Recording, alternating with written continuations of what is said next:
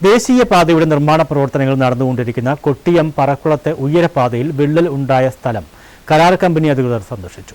നിലവിലെ സ്ഥിതി വിലയിരുത്തി. യൂത്ത് കോൺഗ്രസ് ജില്ലാ കളക്ടർക്ക് നൽകിയ പരാതിയെ തുടർന്നാണ് കളക്ടറുടെ നിർദ്ദേശപ്രകാരം കരാർ കമ്പനി അധികൃതർ സ്ഥലം സന്ദർശിച്ചത്.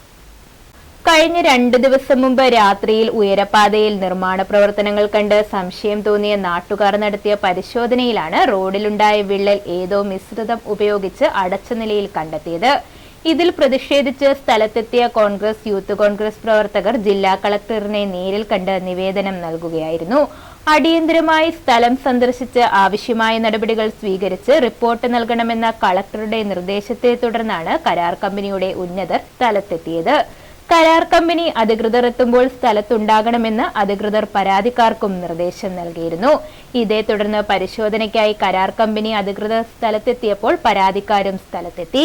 ഇവരുടെ സാന്നിധ്യത്തിലായിരുന്നു പരിശോധന. റോഡിൽ വിള്ളലുണ്ടാവുകയും മിശ്രിതം വെച്ച് അടയ്ക്കുകയും ചെയ്ത സ്ഥലം പരാതിക്കാരുടെ സാന്നിധ്യത്തിൽ തുറന്നു പരിശോധിക്കാനും തീരുമാനമായി.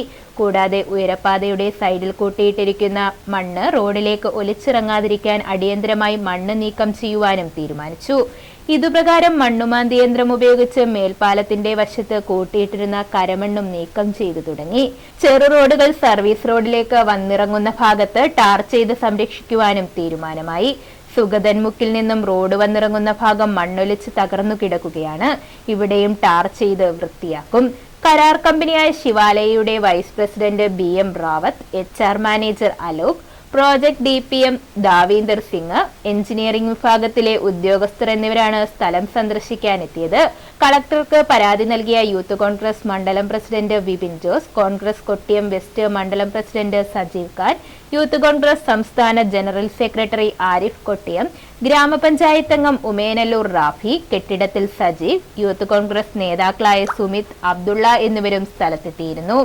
കഴിഞ്ഞ ദിവസം ഏതോ മിശ്രിതം ഉപയോഗിച്ച് റോഡിലെ വിള്ളലടച്ച ഭാഗത്ത് വീണ്ടും വിണ്ടുകീറി തുടങ്ങിയിട്ടുണ്ട്. ന്യൂസ് ബ്യൂറോ, കൊല്ലം.